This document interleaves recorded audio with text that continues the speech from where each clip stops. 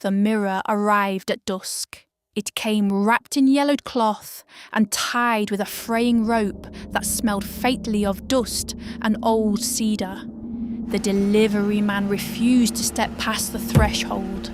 He left the crate in Elena's hallway with a quick signature and the sort of silence people carry when they feel something they cannot name. The crate was enormous, nearly as tall as the ceiling and wide enough to swallow half the wall. Elena stared at the shipping label again. Her grandaunt's name, a woman she barely remembered. A woman who had spent the last 20 years of her life inside a psychiatric ward on the outskirts of the city. No visitors, no family contact, only one possession listed in the estate documents: the mirror. The rope loosened easily in Elena's hands. When the cloth fell away, the silver frame caught the dim hallway light and seemed to breathe it in. It was ornate and heavy, carved with twisting vines and shapes that might have been leaves or eyes. The glass itself was strangely clear, too clear. Elena saw herself immediately, standing barefoot in the hallway, hair tied loosely, a thin crease between her brows. For a moment she had the strange feeling that someone else had been standing there before her and had only just stepped aside. She turned. The house was empty. When she looked back, her reflection stood perfectly still inside the mirror, watching her. The air smelled faintly of ozone, like the scent before a lightning strike. Elena dragged the mirror into her bedroom. It was heavier than it should have been, the weight pulling strangely against her hands, as though something inside the glass resisted the movement. When she finally leaned it against the far wall, she stepped back. The mirror faced her bed directly. For a moment she wondered if her aunt had slept like this, night after night, looking into that glass, watching herself, watching back. That night, Elena left the bedroom light on. The first time it happened, Elena assumed she was tired. She had just brushed her teeth and stepped into the bedroom, rubbing her eyes as she crossed toward the bed. The mirror caught her movement, but something felt wrong. Elena lifted her hand. Her reflection did not immediately. It moved 2 seconds later. She froze. Maybe the lighting. Maybe her brain misfiring after a long day. She waved again. This time the reflection followed perfectly. Elena exhaled. Ridiculous. She laughed quietly and turned off the lamp. But the next morning it happened again. This time she saw it clearly. She turned her head toward the mirror. 1, 2. Then the reflection turned. A delay. Small. Precise. Like a badly synchronized film. Elena stepped closer to the glass. The surface looked perfectly normal. Smooth. Cold. Impossibly clear. Her fingers brushed the glass. The chill travelled up her arm like a current. She leaned closer. Her breath fogged the surface. But for 2 long seconds, the reflection's breath did not. Then the fog appeared. Exactly where it should have been. Elena backed away. The smell of ozone filled the room again. By the 3rd day, the delay had grown. 3 seconds. Sometimes 4. And Elena had stopped laughing. The journals were hidden in the crate. 3 thin notebooks bound with cracked leather. Her aunt's handwriting filled every page. Small, careful, increasingly frantic. Elena read them late into the night. Entry after entry described the same thing.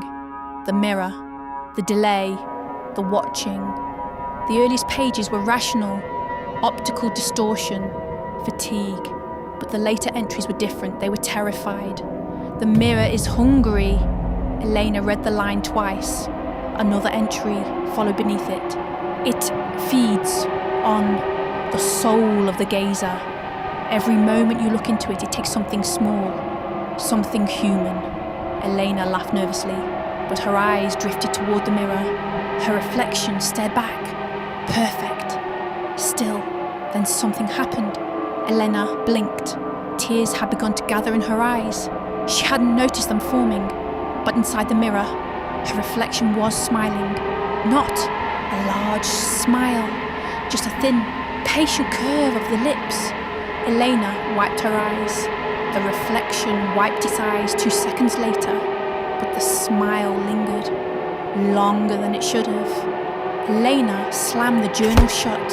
Behind her, the mirror waited silently, and somewhere inside the glass, something had begun to learn her face. Sleep became impossible. Every night, Elena felt it, the watching. She would wake suddenly and find herself staring toward the mirror. Sometimes the reflection stood exactly where it should. Sometimes it didn't. One night, she woke at 3:17 a.m. The room was dark, but the mirror was bright. Not glowing, just visible. Too visible. Elena sat up slowly. Her reflection stood inside the glass, but she was not sitting. She was standing, right at the edge of the frame, watching the bed, watching Elena sleep.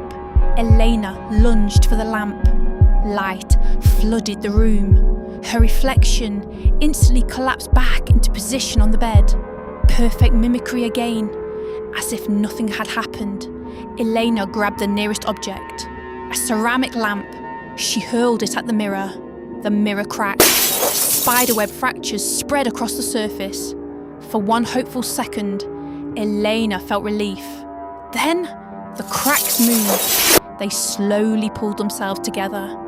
The glass smoothed, healed, and her reflection stood perfectly intact again, except now it was closer to the surface, much closer, like a face pressed against a window.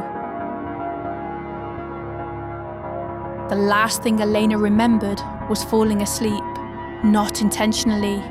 Exhaustion had dragged her under.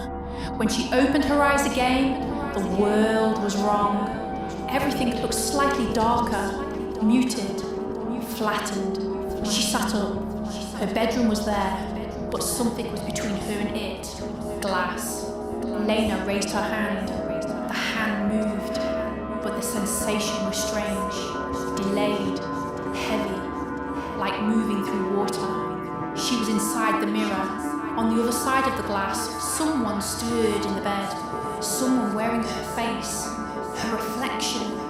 The woman stretched slowly, testing her limbs, turning her head from side to side. Then she stood. She walked toward the mirror, toward Elena.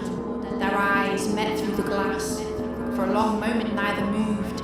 Then the reflection smiled, a wide, satisfied smile. She lifted her hand. 2 seconds later, Elena's hand lifted too. Perfect synchronization. The reflection spoke softly. Though Elena could not hear the words, she could read them clearly on her lips. "Thank you." The woman turned away. She walked toward the bedroom door, toward the living world, toward sunlight, toward people, toward years of borrowed life. Inside the mirror, Elena stood frozen, watching, waiting, and somewhere behind her, deep in the silver darkness of the glass, other reflections began to move.